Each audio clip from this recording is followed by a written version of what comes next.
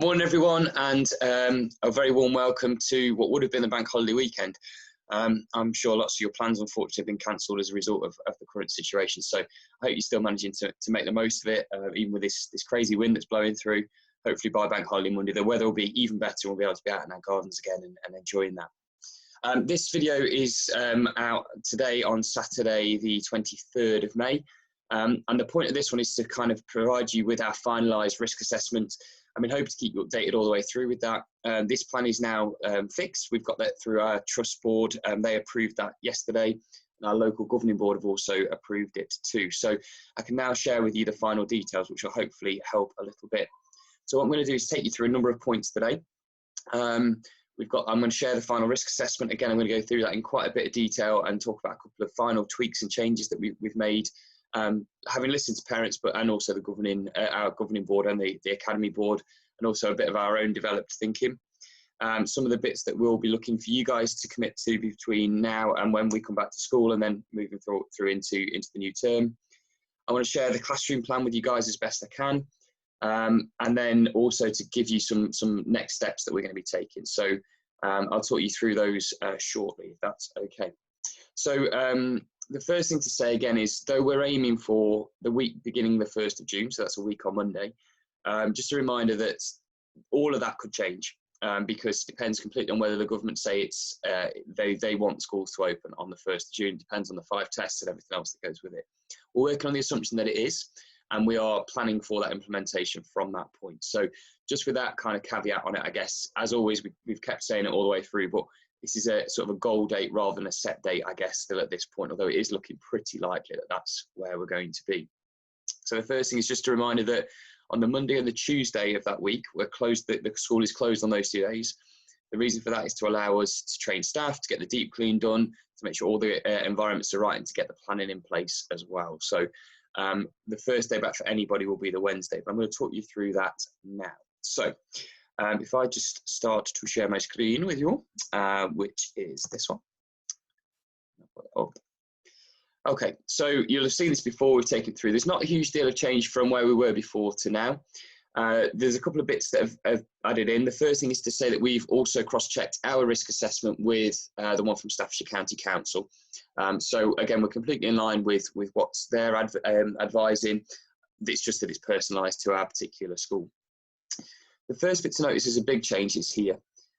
So one of the things that we're looking at is, although we'd intended initially to open the school for everybody on the first day, everybody in reception, nursery 1 and 6, I think we're now of the opinion that actually what we want to do is to have a slightly softer opening, so we have fewer children on site, so that we can therefore take the time to make sure those systems and processes are working, to make sure that our one-way system it's all scalable, that the toilet inlet, etc., can be managed. So we are now going to do a staggered entry. So I'm sorry if that causes any issues for anyone. So on the 3rd of June, the Wednesday, we're going to be open for key workers and year 6 only. So it's both year 6 groups and the key worker groups as well. On the following Monday then, we'll open for year 1. There's only one year 1 group coming in based on the numbers that we have. And then on the Wednesday of the 2nd week, that will be when reception come in, and there'll be 2 reception groups there. And then finally the week after, so that will be in the Monday of the 3rd week back, that will be when our nursery children join us, and we'll be able to give you a little bit more information and advice from there. I hope you understand why we've done that. It's purely from a safety angle. This allows us to make sure that all our systems and processes are right, that they're working, that they're safe as they can be for children. So that's the reason why we've taken that approach. If you are a key worker and your child you would be coming back into there, you can still access the key worker provision. That's not a problem. But it's really for those children that are just coming straight back in, that's when you'll come in. Hope that helps.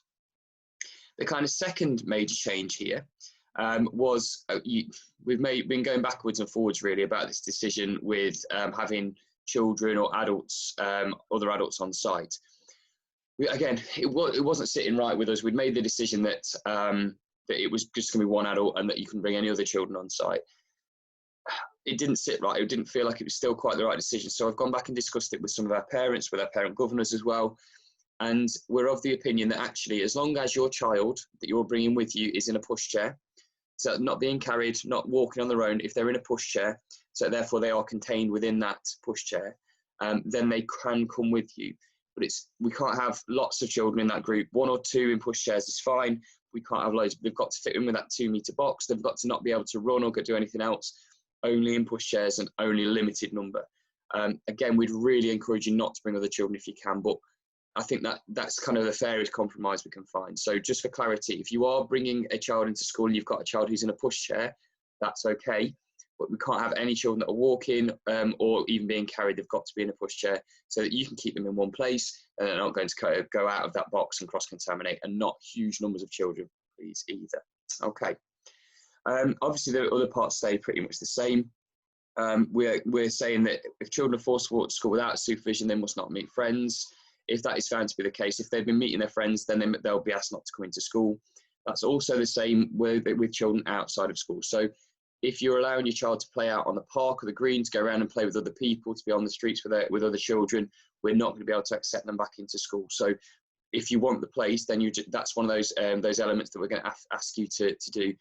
Obviously, if you don't follow that, if you can't follow that, it puts the safety of the children, the other staff at risk. So we are going to be quite strict on that, and I hope you can understand why that would be the case.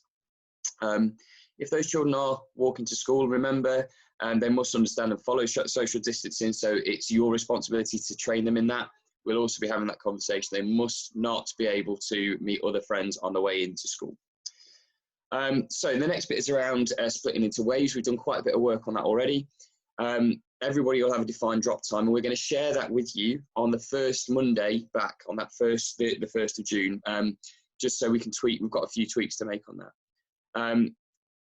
We are going to ask you to stick to that as closely as possible. We're in quite short waves, 15 minutes. You need to be at the wave at that point in time so we don't get backlogs in the system. So please do be on time for that. What we tried to do is make sure that there are no more than 3 children per year group or per class per wave. So that, again, there shouldn't be too many children coming in and out of school. As they do come into school, whether it's children or adults, we must be making sure that you're following the one-way system, marked in 2-metre demarcations. All that will be in place. And I'm going to do the walkthrough for that. We're still waiting on some of the resources. We're going to do the walkthrough for that again on the Monday and Tuesday so that I can show that to you guys. Okay. The children coming in, if they are reception year 1 or nursery children, you must keep them with you. You mustn't allow them to run or to play on any of the equipment. They have to stay within the box. Again, if they can't follow that, I'm afraid we might have to say that they're not able to access school. So please make sure that is the case. Another slight issue right here is around the child struggling to leave the parent. What we've said is that if they can't drop at the gate, walk them round, wait till the end, and then we'll try and get them in. However, we're not going to be pulling children off parents. We can't be doing that. So if your child is going to struggle to do that, then we'll try and find a solution. But it may again be that we have to say that we can't have them into school, clearly because that kind of scoop that we often have to do for children is not safe in terms of social distancing. A reminder that you won't be able to access the school office. That will be locked. What we are going to ask you to do is, if you want to have a conversation with us, you can use the class emails for teachers. You can ring the school, make an appointment, and we can Zoom call you, or you can email one of the senior leaders and we'll get back to you as well. So we can do lots of different things around that, but there won't be access to the office during the school day. Obviously, the other thing around that was that we'll have our hand wash station, hand sanitizing stations on the way in. The child will leave you, go across the gap to their teacher, they'll sanitize their hands, then they'll go into the classroom and then they'll wash them, and then they'll follow that procedure. On the way out, they'll do the same. They'll sanitize on the way out as they come back to you. Okay. Again, when we're doing the collections, we have the same waves. If you are coming to collect, we just ask you to turn up at that wave time. As soon as you come through onto that one-way system in the 2-metre gaps, your class teacher will dismiss the child to you. They'll have to come straight to you, and then you follow that one-way system all the way around the school. Okay. You have to maintain that 2-metre distance. If we've got children walking home alone, this is probably only our year 5 and 6 pupils, realistically, that they will be dismissed after everybody else has gone. So that means that that everybody else can clear the site, and those children who are being trusted to that social distancing can do that themselves on the way out of school. Again, just a reminder that it's their responsibility to not meet other friends on the way home, not walk with anyone else, to go straight home and not to play out on the way. Again, if that isn't the case, then I'm afraid that place will have to be withdrawn. Okay. Moving down a little bit. We've talked about phones, other equipment. All the children will need to bring is a lunchbox if they're not a free school meal. If they are a free school meal child, their lunch will be provided in school. It will be a sandwich, a named water bottle, which they'll keep in their place, and a PE kit when they've been asked to bring that in. Okay, they're going to be kept in that child's place. We've talked about all this. Coats will be kept in that place as well. No need for uniform, but they do need to be in clean clothes. Again, we've made that really clear all the way through. And if they do bring anything home from school, we ask you to clean that immediately. That's for your safety at home. And there's a potential for contamination from school to home, so we ask that you do that. We won't be sending reading books or any other diaries, but we'll be identifying where you can get access to those things, so there's no risk of contamination. Again, look at the social distancing in classrooms. We've tried to keep the group sizes as small as possible, particularly in early years. The highest number we'll have at any point based on the returns at this point is 14. Most are 12 and below, and in most classes it's 6 or 7, so that's quite helpful really. Each class will have done specific risk assessments. We've got one for the early years already, and then we'll make sure that that the curriculum, the activities are as safe as possible. We can't guarantee that they'll stay 2 meters apart. These are children that we're talking about, and they'll be able to play together, but we'll do whatever we possibly can to enable that. And we're going to show you some pictures of the classrooms of how we've been able to achieve that. Okay. Again, just going back to the kind of key principle for all of this and why there is some issue with some of the decisions that we would perhaps have liked to have made, things like the before and after school club. The reason we can't offer that is because the key principle in this is the children have to stay in these pods, bubbles, learning teams, whatever you want to call them. They can't mix across the groups. So you can understand why a before and after school club can't have children from different bubbles coming together, because then that completely undermines the system. They're going to stay in that same class all the time, the same group all the time, with the same teacher or teaching assistant. They may not be with their class teacher. I think that's just something to kind of be aware of. What we are trying to do, though, we're quite lucky with the school site and with the amount of staff that are fantastically offered to come in, is that we're trying to offer as much full-time provision as possible. Whereas some other schools have had to do rotas, we think we can accommodate everybody who wants to come back in full-time. The only exception being our early years, where we think we're only going to be able to offer a morning session there to enable the deep cleaning to take place. Other bits around that, we talked about the drop-off.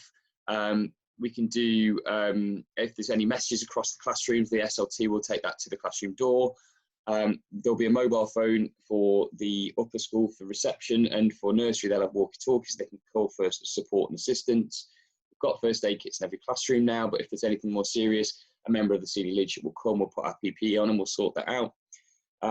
We've got things like toileting, that will be fine for all of the classrooms. The staff toilets will use their own.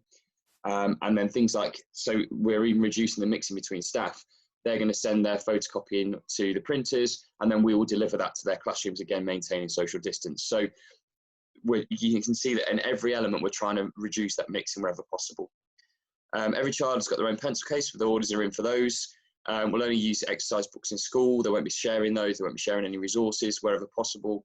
We've removed all soft furnishings from classrooms, and we've got a system for disinfecting toys in early years. Again, dedicated toilet areas for everyone. Hand washing will be required. We'll be disinfecting all the way through the day. We've got additional cleaning going on as well. And we've talked about those other bits and bobs. Every group will have their own play area that will be designated. They'll only be able to use that play area, and the member of staff that will accompany them will be at a distance as well. But again, we're not going to stop kids from being close to each other when they're playing, because that would be completely counterproductive. It wouldn't be the right thing to do. But that's exactly why the bubble system is really important, so that they're only mixing with that same group of children. Okay. Lunch to be in the classroom or outside in their play area. We've talked about the free school meals lunches. They'll be provided by the kitchen. And you won't be able to buy a lunch in school. So if you are sending your child in and they're not eligible for free school meals, they'll need to bring a packed lunch with them. Okay. I don't think there's anything particularly different in there. So yeah, then we know about the social distancing. The big thing for you guys in terms of infection, if your child exhibits any symptom at all, we ask you to keep them at home. Please don't send them in if you're 50-50. We're not going to be cross about that. It's much better to be safe. So if they've got the continuous persistent cough, they've got a temperature, got anosmia, which is their loss of smell, or there's anything else that you're worried about, we suggest you ring the school, have a chat with us, let us know that they're not coming in, and then to order the tests. Tests are available for all children returning back to school and for staff, but better safe than sorry, so please keep them at home wherever possible. If we then have a positive test, then what we'll do is we'll remove that bubble from school, so all the children in that group and that member of staff, and then they'll isolate. Okay. If they exhibit symptoms in school and we see them, we've got a quarantine area, and we've got members of staff that are trained in using that. We've got full PPE, masks, aprons, gloves, visors to use in that. We'll ask you to collect them immediately and ideally within 30 minutes, and then we'll deep clean it. They'll be asked to isolate for 7 days, family members for 14, getting the test done, and then if there is a positive test again, then the rest of the children in that bubble will be removed. Okay. We've talked about clinically vulnerable and shielding, and I think most of you guys have got your heads around where that falls for you and the decisions that you've made. If there's any questions about that, please do come back to us. We talked about the school closing.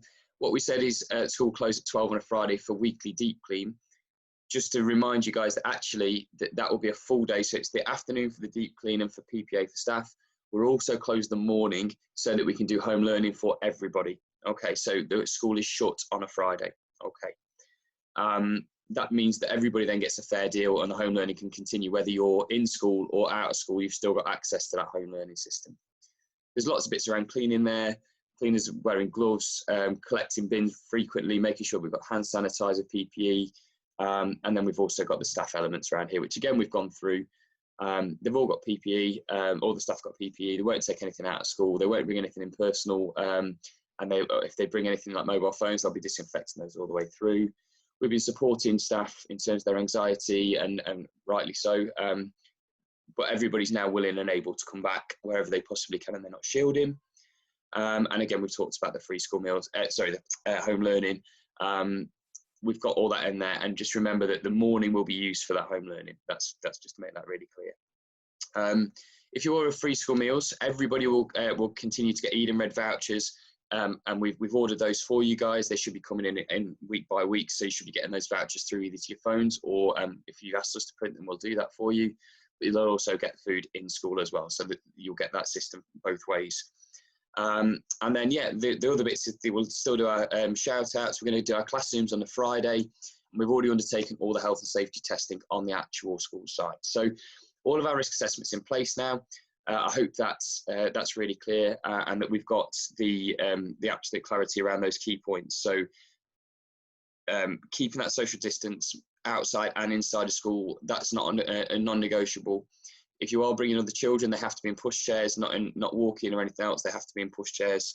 We've got the staggered entry that we've talked about, and that those waived it, so that year 6, then 1, then reception, then nursery.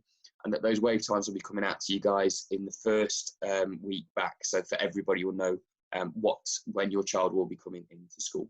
So I hope that's helpful. So what I'm just going to do now is show you what it will actually look like and where the classes are. So if I just share that with you, hopefully that's worked. So this is our first wave of people. So this is, if you imagine the plaza is down here. This is the school office and the entrance here. What we've done is we've labelled each of those classes A, B, C, D, etc., all the way around the school. All right. So the first one here is that this is the inclusion space. So if your child is in there, that's going to be their location. We'll let you know if that's you. Our first year 6 group is in here in classroom B. Then we have our receptions in here and in here. So this is current reception and current year 1. So the 2 ends. Our nursery children will be in their normal 2 rooms. The year 1 class will be in the large room at the end, which you'll have seen where the year 6s sometimes work. We call that the hub. And then our year 6s will be in their normal classroom here, the other part of the group. So 1 year 6 group here, 1 year 6 group here. If you're in a key worker group, they're between what is currently year 5 and what's currently year 4. So that's phase 1. As we go into phase 2, hopefully that works.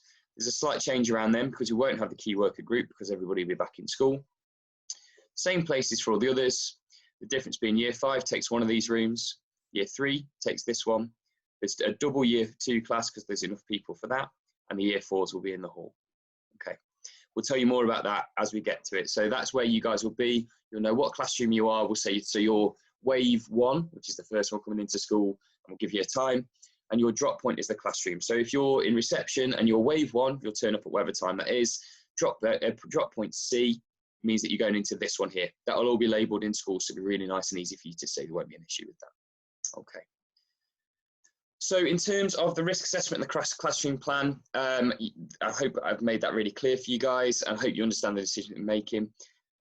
You guys have been amazing in terms of understanding, and whilst it's been difficult, I can only appreciate your support. It's been genuinely one of the hardest things I've ever had to do as a head teacher, is to put this together and to work with cleaners, with staff, the teaching team, with the trust, with you guys. But everybody, to a man, has been understanding, supportive and kind, and it's never been more incredible to be a head teacher at Redbrook Hayes. You are a wonderful community, and I just hope that I've done whatever I can to make this as positive as possible for everyone. But thank you so much for your support and for your understanding, and I hope these videos have been helpful too. So I hope that's clear. Any questions, you drop us an email, we'll try and answer those. We'll try not to work too much during the half-term break, so the class emails might not get answered as frequently. If you've got anything that's more urgent, can you pop it through to office@redbrookhayes.staffs.sch.uk, and I'll be working through half-term, so we'll try and get an answer back to you within sort of a couple of days, I guess, really. But hopefully that's clear. Hopefully you've understood those decisions, but again, any problems, let me know. We'll look forward to seeing all of you guys at some point, hopefully, in the term. But for our year sixes, fingers crossed, we'll see you guys on Wednesday the 8th, and then everybody else rolling on from there. But yeah, I wish you guys all the very best. Stay safe, stay well. Keep that social distancing going for me if you want your children to return to school. Look after yourselves. I'm really, really looking forward to getting back to some sort of sense of whatever normal will look like from this point onwards, but certainly seeing some more of our children will be just wonderful. We love you guys. Take care, stay safe, and we'll see most of you in the next few weeks. Thank you.